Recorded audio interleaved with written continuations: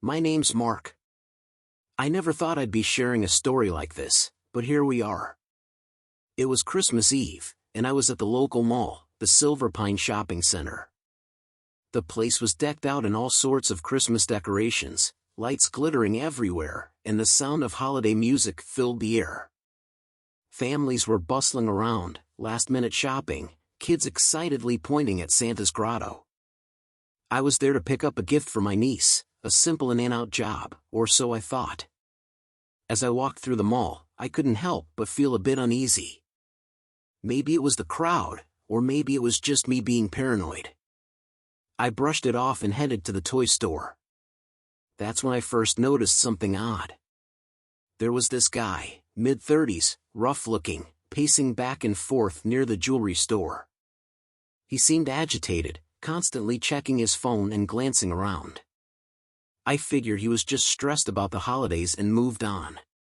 After grabbing the toy, I decided to get a coffee. The cafe was crowded, but I managed to find a seat near the window. As I sat there, sipping my coffee, my eyes wandered to the jewelry store again. The same guy was still there, but now he was talking to another man, equally rough-looking. Something about their exchange didn't sit right with me. It looked heated. I was about to turn away when I saw it. One of the men handed the other something small and shiny. It could have been anything, but my gut said otherwise. I tried to convince myself it was none of my business, but that nagging feeling wouldn't go away.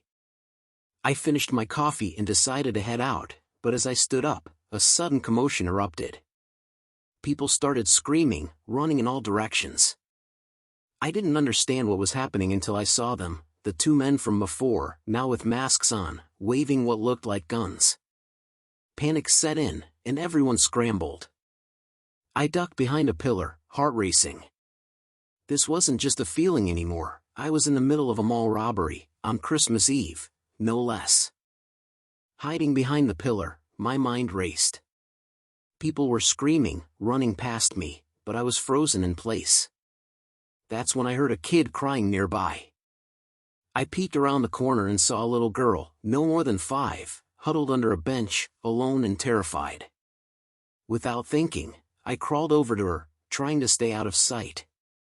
"Hey, it's okay, I'm here to help," I whispered, trying to sound calm. I picked her up and looked for a safe place. That's when I remembered, the maintenance hallway behind the restrooms. It was usually locked, but it was worth a try. I made my way there, keeping low, the girl clinging to me. To my relief, the door was unlocked. We hurried inside and I locked it behind us. The hallway was dimly lit, filled with cleaning supplies and ladders. It wasn't much, but it was a hiding spot. I found a corner and sat down, the girl in my lap, still crying softly. "What's your name?" I asked, trying to distract her. "Lily," she sniffled. I talked to Lily, trying to keep her and myself calm, but my mind was elsewhere. What were those robbers after? Was anyone hurt? What if they found us here? Minutes felt like hours. I could hear muffled sounds from the mall, shouts, more screams, and then, silence. It was eerie. I didn't dare to move, not yet. I checked my phone, no signal. Great. Just then, Lily whispered, "I want my mommy." My heart sank. I promised her we'd find her mom as soon as we could, but first, we needed to stay safe. After what seemed like an eternity, I decided to peek outside. I told Lily to stay put and crept to the door. I cracked it open, just a bit. The mall was quiet, too quiet. I stepped out, leaving the door ajar so I could hear Lily if she needed me. Still in the maintenance hallway, I strained my ears, listening for any sign of danger. It was silent, unnervingly so.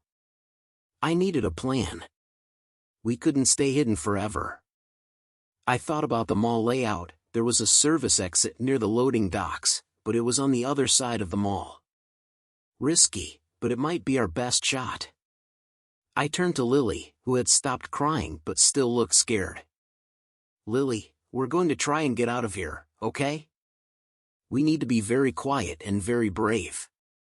Can you do that for me?" She nodded, gripping her stuffed animal tighter. I cracked open the door again, peeking out. The coast seemed clear.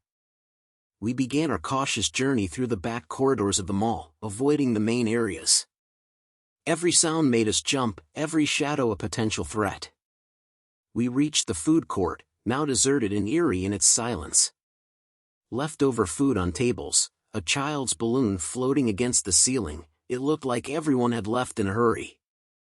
As we neared the service exit, I heard voices. Panicking, I pulled Lily into a nearby storage room and shut the door. We huddled in the dark, listening. It was the robbers, talking about their escape. My heart was pounding. We were so close, yet so far.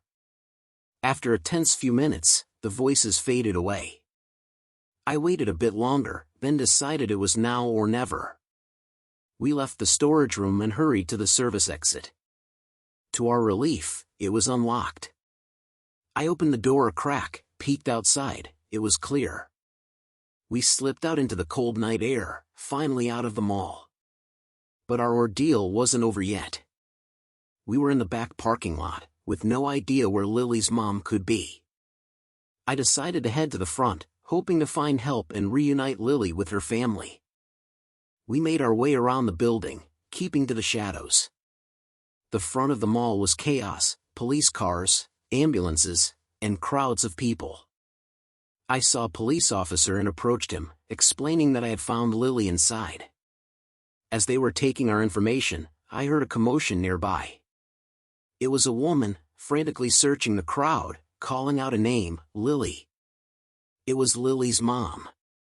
The reunion was emotional, full of tears and hugs. I watched, relieved but still shaken. The officer thanked me and suggested I stick around for a statement. As I waited, I couldn't help but overhear conversations. People were talking about what happened. The robbers had been caught, but not before they had injured several people. My stomach turned. I thought about how close Lily and I had been to real danger. It was a sobering reminder of how quickly things can turn bad. I gave my statement, recounting everything I remembered. The officer was sympathetic but also curious about how I managed to stay hidden. "Luck, I guess," I said, but it didn't feel like luck. It felt like a narrow escape from something much worse. The mall was closing down, and the police were ushering people away. I decided to head home, but the events of the evening were replaying in my mind over and over. I couldn't shake the feeling of dread that had settled in my gut. What if I hadn't found Lily? What if we hadn't escaped? Too many what-ifs. As I walked away, I looked back at the mall, its festive lights now a stark contrast to the horror that had unfolded inside. This Christmas would be remembered, but not for the reasons anyone would have wanted. I walked away from the mall, the sound of sirens fading behind me. The night air was cold, but I barely felt it. My mind was still back there, in those tense moments, hidden in the dark with Lily, or sneaking through the silent mall. It all felt surreal, like a bad dream, but the ringing in my ears and the adrenaline in my veins told me it was all too real. As I reached my car, parked a few blocks away, I paused. The festive lights of the mall, now a scene of a crime, flickered in the distance. I thought about the people injured in the robbery, the fear in Lily's eyes, her mother's relief. I realized how fragile our sense of safety is, how quickly a normal day can turn into a nightmare. Driving home, the streets were quiet, the Christmas decorations on houses and lampposts shining brightly. But the cheerfulness of the lights seemed out of place now.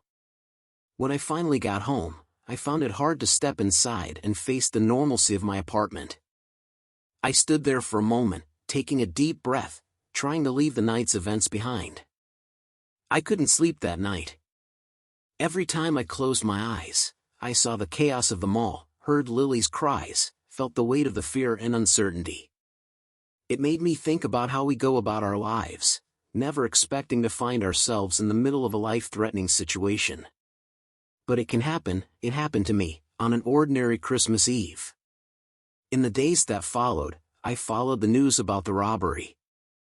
The injured were recovering, and the robbers were facing serious charges. Life slowly returned to normal, but I was changed. I had a newfound appreciation for the fragility of life, the importance of being aware of my surroundings, and the unpredictable nature of the world. This Christmas taught me a lesson I'll never forget, to cherish every moment, because you never know when everything might change. And sometimes, the most significant incidents happen when you least expect them, turning an ordinary day into a shocking tale. If this tale sent shivers down your spine and kept you on the edge of your seat, show your support by hitting the like button. Your likes help these stories reach more thrill seekers like you. And if you haven't already, make sure to subscribe to Shocking Tales for more gripping narratives that will haunt your thoughts and stir your imagination. Each subscription is a step into a world where the ordinary turns extraordinary, and every story leaves a lasting impression. Don't miss out on our journey through the uncharted territories of fear and suspense. Remember, every like and subscription makes our community stronger and our tales more terrifying. So, like, subscribe, and join us again for another shocking tale that could very well happen to you. If this tale sent shivers down your spine and kept you on the edge of your seat, show your support by hitting the like button. Your likes help these stories reach more thrill seekers like you.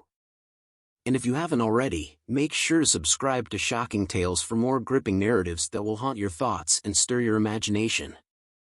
Each subscription is a step into a world where the ordinary turns extraordinary, and every story leaves a lasting impression. Don't miss out on our journey through the uncharted territories of fear and suspense. Remember, every like and subscription makes our community stronger and our tales more terrifying. So, like, subscribe, and join us again for another shocking tale that could very well happen to you.